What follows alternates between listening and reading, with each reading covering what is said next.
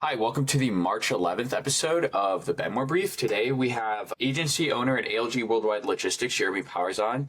How are you doing? Good. How are you? Thanks for having me, Richard. Of course, of course. Yeah. Well, I told you about the Wi-Fi going out, right? So Yeah, it's been a bit of a rough start to the day, and then we had the hailstorm yesterday in Chicago. Did you hear that last night? we did. We were very nervous that our house and cars were going to be damaged, but thankfully all good. But yes, very bad storms. Yeah, yeah. It's the classic Chicago bipolar spring weather Yep, where 70 two on days ago, Monday. yeah, 70 on Monday, and today it's hailing, so nothing new. Are you doing anything for St. Patrick's Day? Are you coming down to the city for the parade? I will be avoiding the city on St. Patrick's Day and staying in the suburbs. Well, I will be in the city enjoying it for probably the next couple of years of my life, and then I'll be Yeah, joining you out I did there. the same at your age, and Yeah, now I'm retired. yeah, yeah. I will be. I'm sure I'll be out in the suburbs in a couple of years myself. Anyway, so as mentioned, a couple key talking points. So, quick overview of kind of what your day by day looks like, what your role is, and then we'll quickly go into how AI has changed things, how you're seeing it impact your day by day, and then we'll go into where do you see it going in logistics, more so industry wide stuff as a whole. So I guess without further ado, can you just walk us through exactly what you do on a day by day basis? Yeah, so I am an ALG agency owner. Basically, what that means is ALG is a domestic and international freight forwarder. They've been around since the 80s, family owned, have grown substantially over the past decade or so. So they've got an agency model similar to a lot of the big brokerages do. So myself and a partner are growing a agency here that's focused on mostly expedited freight, time sensitive freight. We've got a few verticals that we work in really well. Of course, your standard truckload brokerage and then air and ocean services. So day to day is really everything from maintaining customer relationships to back office work to adding agents to sell under us, managing employees, kind of the whole gamut of being a small business owner essentially. Awesome, awesome. Yeah, and you're working at the 357 company. How was that transition from the 357 company into ALG? What has ALG allowed you to do? Yeah, so essentially ALG acquired the 357 company, which I was a partner in for a few years. ALG services were really more traditional freight services. We had a few niches that we operated in that they were really interested in, one being final mile services, a piece of tech that we developed with Richard's help quite a bit that they were really interested in to give visibility to our final mile clients as to where their freight is down to a photo POD. We are big in the food and beverage industry, and then one of our big niches is actually the hemp and cannabis industry as well. Yeah. We move a lot of hemp CBD products, a lot of the hemp beverages, raw hemp flour, you name it. We move it. We've got a big name in that industry, and we offer hemp cargo insurance, which is typically a excluded commodity from cargo. So having the ability to transfer those services into ALG, who's got, I keep saying, the horsepower behind them with the back office services and buying power with the major carriers and airlines and steamship lines, it's been an awesome transition. I mean, it's just allowed us to focus on growth and hmm their back office and their tech kind of take over where they're strong. Yeah, no, absolutely. I got a chance through you and some other clients that we work with to learn a lot about the hemp and cannabis industry. Through that, one thing that was very interesting to me was learning that by, just due to regulation, those companies have to be basically extremely vertical in each state that they operate in. So I assume that introduces a whole bunch of logistics complexities, multi-state stuff, international stuff. Is that correct? It's probably just a lot more complex than shipping, I don't know, Amazon products across state lines. Yeah, 100%. And just to be clear, hemp is anything Yeah. defined by the US as under 0.3% THC. It's hmm perfectly legal. However, there's still a lot of very, I guess you could say, old school taboo type things where carriers are afraid of it. They don't understand the laws. Each state does have some regulation with it. There's some licensing involved. In some states, others don't require anything. So we've outlined all that, and we've been in this game since 2019. So we've got a really good understanding of how that works as far as crossing state lines and what states not to go into, what states need a license to enter. So yeah, very complex, very, very complex. Yeah. Well, that's super interesting. Are you guys dialing into that niche, or are you guys staying pretty general as you are able to focus on growth now? No, we're still very much in that niche. I mean, we're moving truckloads of these, THC beverages. We're still moving a lot of raw biomass and flour. I mean, we're moving stuff almost on a daily basis still, as well as internationally. There's a big demand for American grown hemp in the EU, so we're doing a lot of exports. We're doing a little bit of importing as well. So yeah, we're very much in that industry. Got it. Makes sense. I guess one question is, I know that this was like an interesting that I've learned working with you all at the 357 company, and then continuing to work with you guys at ALG. The carrier network provisioning, is that still like super relationship based? How do you guys go about getting your carriers? Is it, just cold calling and building relationships, or how do you guys expand your carrier network? Yeah, a little bit of both. It really depends on the commodity. So, like if we're talking about hemp, it's very much relationship based because Hmm. you're not going to necessarily cold call a carrier right off the bat and tell them that you're moving hemp. 9 times out of 10, they're going to say no. So, we've built a kind of a specific database of carriers who will qualify to move those products. And with general commodities like food, beverage, we do a lot of fastener business, just, general freight commodities. Yeah, that's a lot of cold calling and having ALG. That's where ALG has been huge for us is their buying power and their carrier database is just, it's literally tens of thousands of carriers. More than that. What am I saying? It's over 100,000 carriers. So being able to tap into that and essentially cold call carriers and introduce us and build relationships has been really pivotal in our growth. Got it. Awesome. Awesome. Awesome. And over the next year, I assume you guys are focusing on growth. What are you excited about just purely on the business side? Yeah, a lot of growth. We're doing a lot of retail replenishment, a lot of final mile type business. That's where a lot of our growth is at right now. We're handling a lot of cosmetics and e-commerce products, clothing products. So anywhere from store fulfillment to directly to your door is where we're seeing a lot of growth. We're starting to get a lot of demand from those same clients to do fulfillment as well, which we just stepped into earlier this year. So we just landed our first couple fulfillment clients. So we're actually doing fulfillment of really small products like nutritional supplements and vitamins, things like that, directly to the door. We've got a lot of warehouse space here. We've got a lot of labor here to do picking and packing. So that's something where I see a lot of growth on our end over the next year. Absolutely. Well, let's get into the technology and the AI side of things. I know you guys are now powered by a lot of ALG's tech. How has AI impacted whether you're just seeing more features in the tech that you're currently using, or are building out some stuff internally and just using like generalized ChatGPT workflows? How in the past year with the expansion of AI has have you seen the impact in your work? It's big, and it's not always like the big, like sexy things you hear about Hmm. with, like, in our industry, it's autonomous trucks and Yeah. automated Yeah. Yeah. warehouse. Yeah. And that stuff is very much here.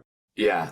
There's a warehouse I pick up at twice a week for a food client of mine that's almost fully autonomous. It's fascinating. Really?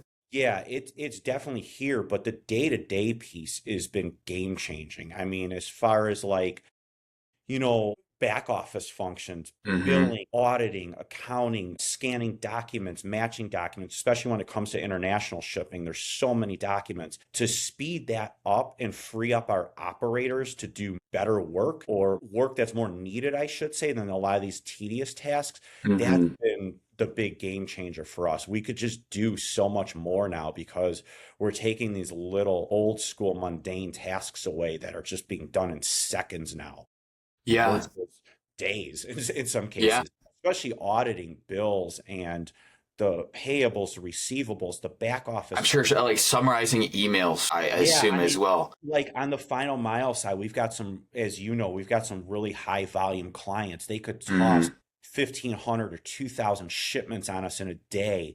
Hmm. We never would have been able to do that just a couple years ago with just the Yeah. small team Yeah. that we have. And I mean, that's where, our tech comes into play a little bit, along with some AI features. And we can have one guy manage a few thousand shipments now, Yeah. No. residential delivery. Like, it's totally game changing in our industry. And I mean, every logistics trade show you go to, Yeah, buzz, I mean, I imagine there's it's nothing that's been AI. talked about. Yeah, AI. Yeah, because I mean, I got it. Like I said, I got a chance to learn a lot about, the operations. Like you said, I mean, each, brokerage kind of has their own way of doing things. It's a very decentralized industry. The carriers are decentralized. The carrier tech companies are decentralized. But I would assume, and I'd like to hear your opinion on this, if you utilize something like Claude Code or Claude Cowork, which just came out, or OpenAI's version of that, you don't necessarily have to switch your existing workflows. Like if you're working off spreadsheets, that's fine. If you're working off of emails, that's fine now. You can just sort of like utilize like these tools now as an assistant just to speed up existing workflows. Is that something that you're seeing as well? Yeah, you're 100% right. I mean, this is like you said, decentralized is an understatement in this industry. If you go back, I'm like 10 years ago, there was a huge push in technology, Hmm. VC money coming in, private equity coming in, funding companies that a lot of are no longer around anymore. And they were just going to revolutionize the way logistics is done. It's worked to an extent, but I watched a lot of non-logistics people, strictly tech people, come into this and kind of call it stupid and you don't know what you're doing. And it truly didn't work because they were trying to reinvent the wheel on things that were already being done, but not efficiently, and it Hmm. failed. AI is working. AI is, Yeah. to your point, it's still letting these people who have a tremendous amount of tribal knowledge do what they do and use what's in here, but be more efficient now with it. Yeah.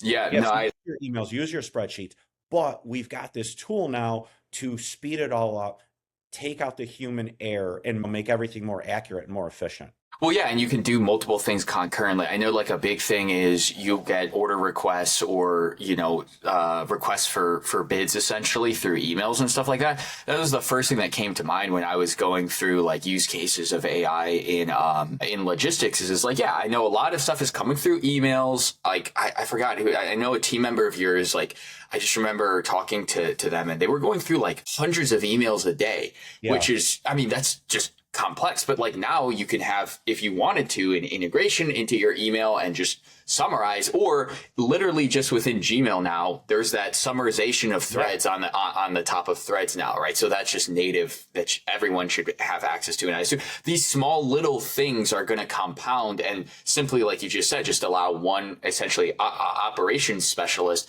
be able to handle 5 to 10x more orders. Is that correct? Yeah, that's totally correct. And it's still like that's great, but it's still like a really heavily relationship based Hmm. industry as well. So like we don't mind our operations people talking on the phone with Yeah, yeah, clients. yeah. And Like then that's that's not going to go that's anywhere either. no, and Like, that's like never going to be replaced. That's how this yeah, industry is. It's literally how I've made a living in my career. Like yeah, it's relationships from clients to carriers to vendors, like all of it.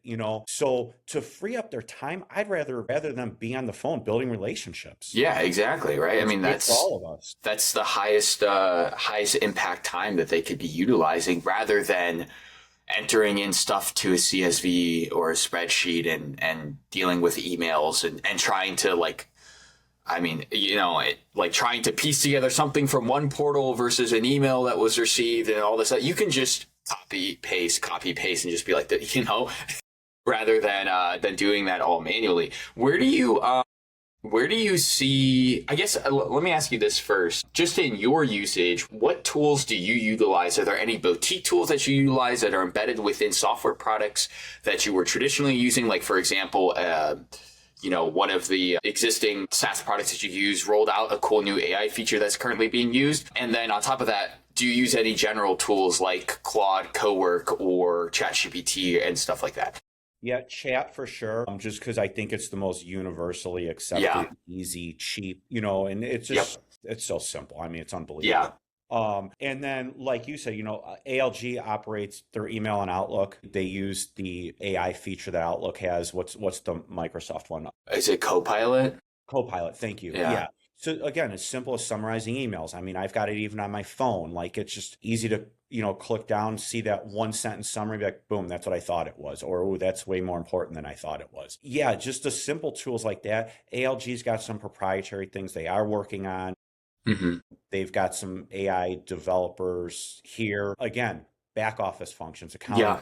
functions. Yeah. They're managing the accounting. ALG's got 24 brokerages. They've got 15 what they call ALG air freight stations. They've got partners overseas. It's all managed out of their corporate office here in Chicago where I'm sitting. So, I mean, they've got a ton of products that they're working on to automate the flows of all that coming in.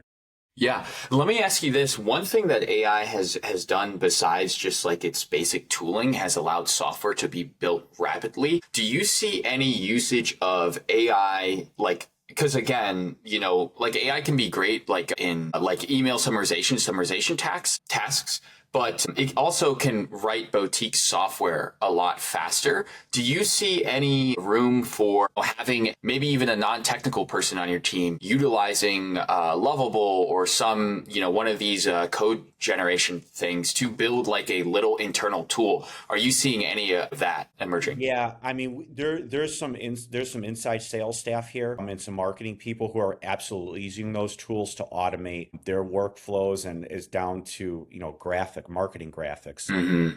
posting, social media posting. All of that is being automated by salespeople and marketing people who are Right. not tech guys. They're not developers by any means, and they're playing around. Even as simple as Canva. Like Yeah. Canva's got all their AI products and Right. whip up a marketing piece. I've been in this industry long enough to tell you, like, I started here in 2000 in this industry, and doing sales then was still very much cold calls, and getting your name out there was attending very expensive trade shows or running very expensive print ads in industry publications for 10 grand a pop. I mean, these graphics you come up with now for basically free in chat would have cost you many years ago thousands and thousands of dollars to work with Yeah. marketing agencies to develop marketing. That's all Design being done agency. in Yeah, minutes here exactly. Yeah. by guys who are rookies in this industry, Yeah. and they're Yeah. coming up Yeah. with really slick stuff. Yeah, it's full on in this industry. Like I said, from the back office to the sales, the marketing, operations processes, managing fleets of trucks. I mean, it's here. Yeah. Would you say ALG has been pretty quick to adopt it? Would you say that you guys are very pro AI? And is that unique to ALG, or would you, are many, companies like ALG also, would you say, I think, yeah, ALG's been ahead of the curve as far as AI. I mean, they started implementing it a few years ago. mm, Yeah, like before chat became what chat is today, even. It's one of really? the things that really attracted us over here. I think any of the mid to large freight forwarders or brokerages, truckload brokerages, are already in AI. I think it's like, I think you have to be competitive, truly. Yeah, no, that makes sense. I don't know if we talked about this, but there was this is something that I refer back to quite often. Is last year there was a study done by MIT Research Group where they studied AI implementation projects amongst basically businesses of all sizes. So I think they covered everything in the SMB tranche, from small to mid-size, and then also enterprises. And this was going pretty viral because the sentiment was 95% of those projects failed, and the rationale was because a lot of the companies were looking for like immediate bottom line impact, and they were trying to automate essentially like client facing and end to end entire workflows. But the 5% of projects that succeeded were, like you were just saying, back office tasks, productivity tasks, things that helped people at the individual level, but there was complexity in sort of deriving an immediate bottom line impact. You would have to measure essentially productivity boosts over at least a couple quarters to really, and it's kind of like an abstract number to derive. Is it's like, well, how much more is out? Like how can you put a number on, your sales staff that's now generating some marketing assets? Like, where is that number? That's a projection number, right? Like, we would have had to put $5,000 over here, but now we're bringing $5,000 in. My thought was that essentially would help out like logistics specifically a lot. No, because of all the back office stuff that is bogged down. One, do you agree with that? And then second, I'd like to hear your thoughts on like How, if at all, are you deriving an impact, like a monetary impact at ALG, or is it just something that you guys are like, wow, this is cool now? Have you guys put any thought towards like, what is the actual financial impact of using these AI tools at ALG? I'm sure ALG's corporate office has. Hmm. With my agency, it's been more about keeping our staff lean and mean. So, Hmm. the fact that we could use these tools and in some cases not have to hire someone to do some, Hmm. I don't want to say meaningless tasks, but you know what I mean? Yeah. It allows us to do more. And we're in like a pretty aggressive growth mode right now. So to use these tools for sales and marketing that's where I would say it's going to impact our bottom line. Yeah. Yeah, exactly. And again, quite like abstract to derive there still. It's like, well, we don't have to hire like a design studio now Yeah, I anymore. mean, we even at 357, we've spent a lot of money with some marketing and designers and people like that where it's like don't Yeah, really you need don't need to do that to do anymore. our own. Yeah. We know our own branding, we know our messaging, we know like the look and the feel, the graphics we want. And it's fun. Like you said, are we just experimenting with it because it's cool and having fun with it? Yeah, a little of that too. Yeah, I do. Well, the Having a ton of fun. the workflows of these AI tools are, I think that gets understated. How, I mean, there's kind of a joke in the technical space when it comes to using these AI tools to write code, is that it's kind of turned into a slot machine type of scenario where you're essentially prompting away and then code is relatively Let's see what determined. happens. Yeah. Yeah, exactly. And code is relatively deterministic. So it's either like you hit the jackpot and it runs and your test cases pass and you're able to see it, or it doesn't. And then you roll like you hit the slot Yeah. machine again. But it's very addictive. I will say it's functionally very addictive. So the dopamine loop is, Yeah. like you can really get into flow state with these tools as well. So I guess that being said, when you talk about like the tools that you currently use, you're obviously using ChatGPT and stuff like that. Where do you see room for expansion at ALG? I know you guys are using like out of the box tools. What predictions do you have in terms of like, well, if your core objective over the next 6 months was to like literally investigate the space and just regardless of anything else that's going on, just make the most effective usage of these tools. Like for whatever reason, that's your only goal over the next 6 months. Where do you see room for expansion if you had time to focus on it? I think I'm biased here, but I'm gonna go to the sales side. Hmm. And sales even mean participating in bids, large bids that maybe historically we wouldn't have been able to because we don't have the manpower. There's kind of like a joke in our industry that bids are a waste of time in some cases. And now with some of the tools we have that we could participate in those, it's just an overwhelming number of line items and lane segments and lane pairings to bid on. We're really excited to do that. And we've already won some of these that we have participated in. We have two more that we're currently participating in right now. And I don't want to give away too many secrets here, but the way that we're able Jay, to can you hear me? split with less people How you doing? and Good? Can you manage hear me? a bid that's asking for Give me 1 thousands second. of rates in a short period of time. These are scenarios where it's not like a winner take all. A few of these are significant growth for our agency. So that's where I see the growth is more on the sales side. The back office stuff is 100% here to stay. We'll continue to expand on that. We'll continue to experiment with that and see what works, what doesn't work. And even outbound reach, back to the sales, writing content, writing messaging. It's better than we can ever do. It's quicker. It's more efficient. It's literally helping us land clients and get indoors. Yeah, absolutely interesting. I'm trying to think industry-wide stuff. Let's transition into that. Beyond just sort of your layer, like the brokerage layer, where do you see these tools impacting obviously like the entire supply chain, like the chain itself? Where do you see is brokerages the best use case of these tools right now? Do you see usage for carriers? Do you see usage for shippers? Like where do you see this going across the entire supply chain? All of it, like you hit it within the entire supply chain, not just logistics. So like everything from, we do a lot again in the food and beverage industry. Hmm. We deal with some very large food clients, demand planning, Yeah. seasonal planning for food. I know I have these conversations with these food manufacturers. They're using it. They're using predictive analytics. They're planning better, more efficiently. And what does that do? It keeps your costs down of transportation. That's a huge piece. I've talked to carriers who are using it for fleet management, and again, Really? using data on things like route optimization. Better route optimization is lower fuel costs. It's everywhere. It's Yeah. everywhere.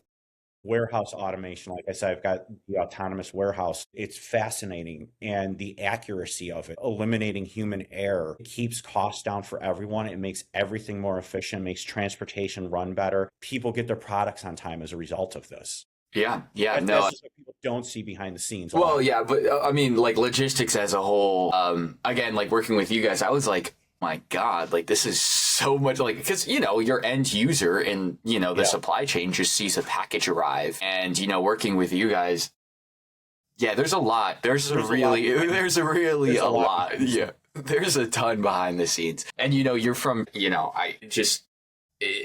I really like the industry itself, one, because it's kind of representative of I think the city of Chicago. Like if there's one industry that I'm not surprised is centralized in Chicago, it's perhaps the most I don't want to say underappreciated, but undervisible, just like the city of Chicago kind of is as a whole. Like it's just not surprising to me that a very undervisible industry with so much underlying work that's so relationship based is like sort of centralized in a similar city that is also like very I would say overlooked in the grand scheme of America. So anyways, that's just me saying like, I really like the industry, but more so it was just like you said, it's just so surprising to see the level of work that's again decentralized, scattered, and sort of under like not very visible that goes into like just being able to deliver food packages to essentially your end people in another state and stuff like that. So One other thing on that note, Richard, too, is it's helped us with our relationships with our clients too, because mhm. they're able to come to us and get better data. Yeah. We're able to tell them, hey guys, why don't you pivot from this to this? It'll save Hmm. you X, right? And like that goes a long way with a client. Yeah. It's made us smarter. It's made us a better logistics company, and in turn, makes a happier customer.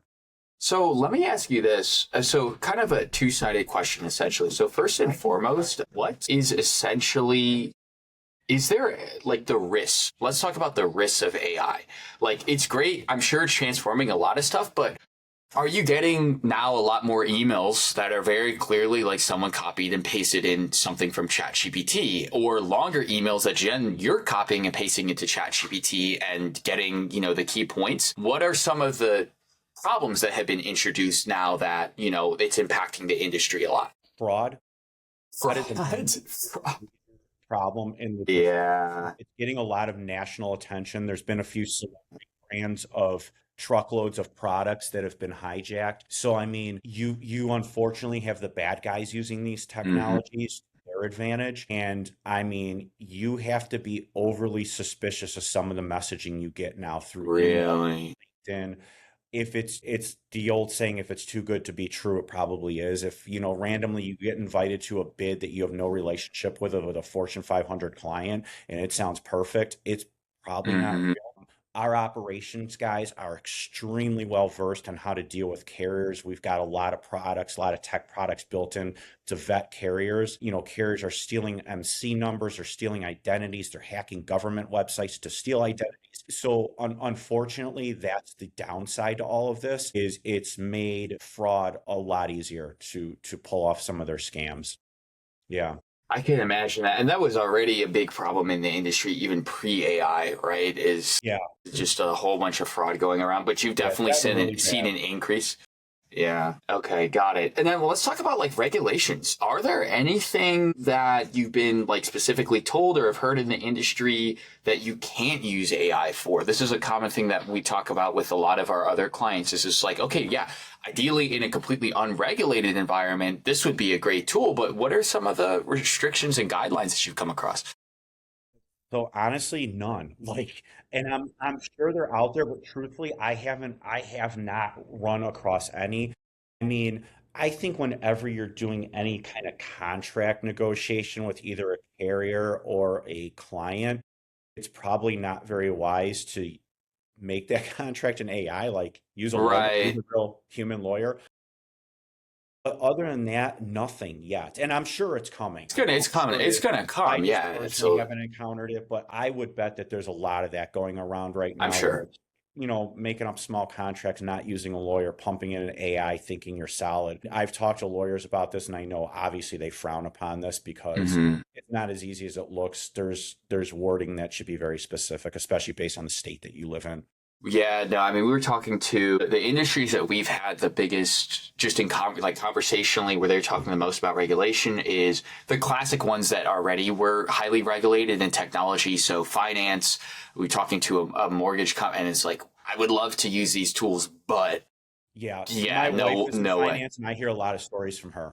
Yeah, it's like, yes, these tools would be incredible, but I can't. I'm sorry. Like, I just can't. And it's like, a lot of, especially like, and then also just at larger companies, like past the mid market space, is it's like, well, they're already making so much money. They're looking at this from a risk perspective, Yeah, essentially, right? So and because these tools aren't giving immediate bottom line impact, if you're talking about, again, just a massive company, there's no immediate bottom line impact for the next 3 quarters, but there is immediate risk. There's immediate lawsuits that yeah, can come, right? So yeah. like that's been a big thing. But finance, healthcare, and governance is obviously, like anything in the government, is obviously huge. Where do you see, let's just fast forward in your mind, let's just start with your initial sort of work. Let's just say 5 years down the line, these tools keep on getting faster, smarter, and more embedded, right? So you can just use them natively with email and Excel and Google.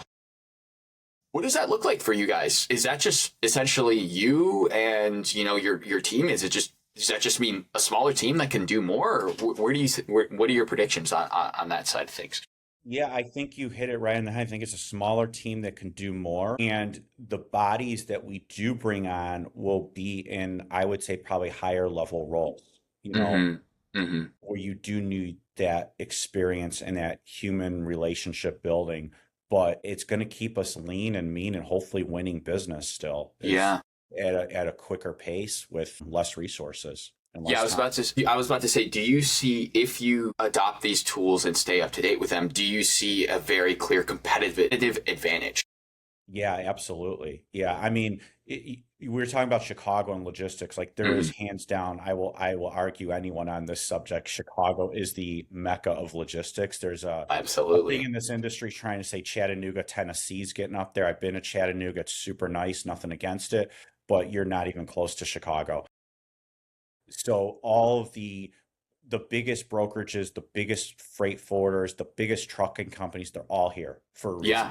Well, And and then that's even, our like I'm yeah, based in Wooddale right now, which is right outside O'Hare Airport. So I mean I'm literally looking out the window right now and I see three of my competitors right there. If yeah, I drive down the street, every warehouse down here is a 500,000 square feet plus. yeah. It's just this It's a is the powerhouse. here. Yeah, it's Yeah, powerhouse. no, absolutely. And I think one thing that was interesting to me is, all the tech companies are in Silicon Valley, Yeah. except for the logistics tech companies. Uber Freight, Good point. Chicago. Samsara, Chicago. Good point.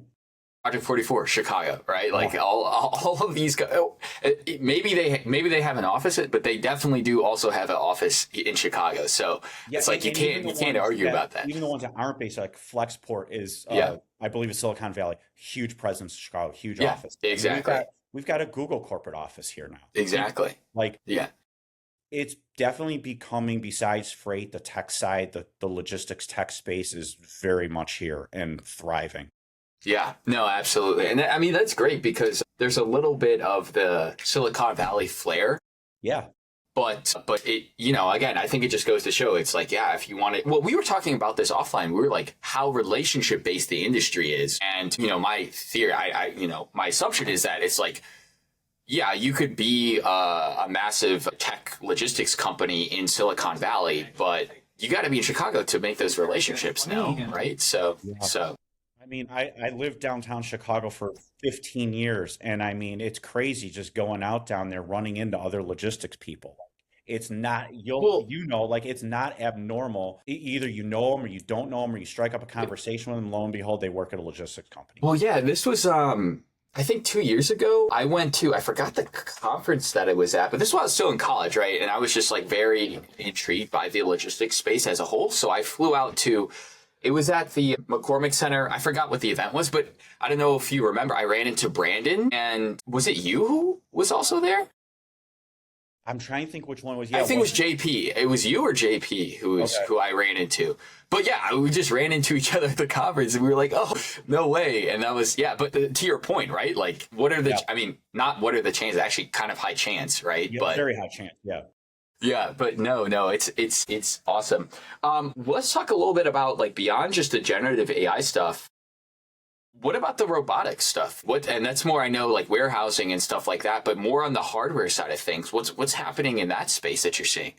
So I'm seeing a lot of like warehouse automation coming down to picking. Hmm. So you've got, again, really high volume. It's funny, it works on two ways. So you could have like the smaller e-commerce brand who's launching and they need a third-party warehouse to store their products. A lot of those 3PLs are using automation to do the picking. It's a lot more accurate, right? And then I'm seeing the extremely large food manufacturers and food distributors using warehouse automation in their mega warehouses to do picking of orders as well for the Walmarts of the world and the huge grocery chains. Hmm. It's keeping costs down. It's keeping accuracy. When there's inaccuracy in the food business, it's very, very expensive. I've personally seen automated picking machines. They have no human on them, that simply have a screen and GPS, and it tells it where to go. It picks it. It tells it what door to load the truck in, and it happens. It's crazy to watch that. Like, I mean, it's crazy. It's like Terminator 2, like, Yeah. it's just, and it's really happening every single day, 24 hours a day, and some just mega million square foot warehouses. Yeah. So No. it's cool. It's really cool. Yeah. And the downside is is it taking jobs away is like the $1 million question. Like, Hmm. yeah, it probably is. And then the other side of that is, but it's placing people in better jobs. Yeah. I don't know. There's two Yeah. ways to look at it. I'm not on that side. I've just seen it. Yeah, no, it's very similar what's happening with developers right now. And I'm sure you've seen the headlines of, Accenture and like it's hitting Salesforce. Yeah. Salesforce. They're laying off thousands and thousands of people. And, I mean, again, like I haven't really looked that much into it because I'm head down just, with work here. But I think, like if we treat this like a new transformation across the economy or whatnot, like if you look historically, there's always a bit of a lag, but then new positions emerge Yeah. and, people reskill and whatnot.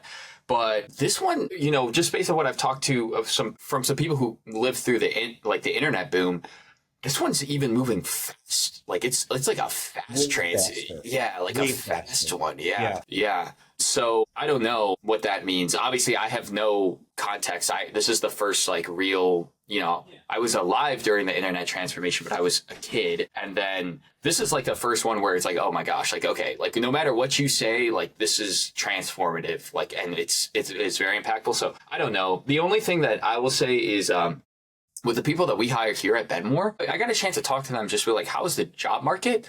Our developers, some of them were sending out thousands of applications. Like literally, we had one guy send out 2,400 applications before we were before we essentially, were able to give them an offer, which is crazy. Because when I, got my first job, I sent out 150 and I got 2 offers, and we're seeing thousands of offers go out now, which is In our industry too. And I'm hearing that, it's down to like how your resume is being written because there's systems that these are going into with it's AI. AI versus Like AI. It's the AI amount, resumes, right? AI. Yeah. Yeah, I feel sorry. I mean, that's Yeah. tough. And like these algorithms move around, no one knows what they're looking for. Hmm. I feel sorry for people coming out of college. Like, where do you start? A Yeah. 1,000 resumes? Like, Yeah. That's It's not. ridiculous. It's ridiculous. Yeah. What I've heard is because of the spam due to these AI tools, Yeah. because of people are getting tuned out of, I mean, how many LinkedIn messages do you get a day? Probably 10, right? Like, Yeah.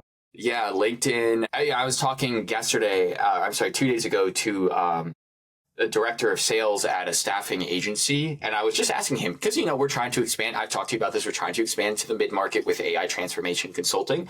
And I was like, what do you recommend now? Right. And Yeah. he was like, I mean, yeah, you can go the cold email route, you can go the LinkedIn route, but what you could do to get a response like not 5 years ago, you're talking 10x that amount of volume just because it's like you can spin up these AI systems and still get those personalized messages sent. You can Yeah. get those, like they'll pass the eye test in terms of like the personalized messages. And he was like, in person's coming back. And then for hiring, it was like relationships are coming back too. Like we're kind of reverting way back to pre-internet where it's like in-person events. And then also to get a Funny, job, isn't it? like, yeah, I mean, I don't, it's not fun. Like, I don't No, think it's it's great. hilarious, but yeah, but it's like, it's ironic, I think. Yeah, Like, I saw a recruiter in my industry who's really well known and successful talking about kind of a similar thing where you better have your LinkedIn up to date and polished all the time. yeah, And it better be personal because yeah, you do have these AI bots taking resumes in, and should yours get through, they want to see the human element of you. And yeah, what do they do? The first thing they do is they look you up and they go to your LinkedIn, right? If you're yeah, looking for a job. And it better be real. Like get back to like showing what you do for fun, what your yeah. hobbies are, What your thoughts are. Yeah, right? yeah, Like you're a yeah, human. And yeah, I think it's ironic because you've got AI doing all these automated things, but then you've also got this other push for I want human interaction and real relationships. I want to see who this person really is. yeah, And I think that's cool. Like that goes yeah. a long way, I think. Yeah, no, I completely agree. Go ahead. It's gone away from like the corporate stuffiness that we Hmm. had 15 years ago. We're, suit and tie and always professional and no, don't show your personal life. Like I'm Yeah. glad that's gone. Yeah, no, I agree with you. It's, at the end of the day, right, we're all people. Like, Yeah. I'm We all just make happy that, mistakes. yeah, we all make, yeah, exactly. We all make mistakes. And then also, I'm just like, it's in the relationships. I think it's in sales. It's also in content growth. I was watching this, it wasn't a study, it was a video where they were talking about trends going into 2026 in terms of what type of content, like just, let's just like trying to go viral or something like that. Yeah. By and large, they're like, every other video is AI, voiceover over AI generated videos over an AI generated script. And they're like, if you guys just want to cut through the noise, it's not that difficult anymore. Like just prop up your camera and just say something that you actually believe in. That's it. Like that's the way to just cut through this noise. So I think it's coming back in many different aspects in the digital realm, which I think is good. Yeah. The big question though is it's like, will AI get to a point where even the authentic stuff is, you can't even tell? Because you can still tell now. You can definitely still tell now. But is it going to get to a point where the authentic stuff, and the scary thing about that is if that happens, you wouldn't know, like the viewer would not know. By definition, the viewer would not be able to tell. I think it's already happening. I think people Yeah, like us who are in the space and active with it and keeping up, we can tell the difference most of the time. yeah, I still think the average person who's not dabbling in it, yeah, very intelligent, wouldn't know. wouldn't know. It's so good. Well, the thing is like a lot of my friends, they'll tell me, dude, like my grandparents, they Yeah. keep on sending me AI generated videos and news stories, and I have to tell them, like, no, this is Stop. fake. And they're like, how? What do you And mean? the more they click on them, the more they get. Like, Exactly. it's Yeah. bad. Yeah. Yeah. Yeah. And that means a lot for, yeah, it just means a lot for many different, not just, logistics, but that means a lot for tons of different things. Yeah. So, I mean, it'll be interesting.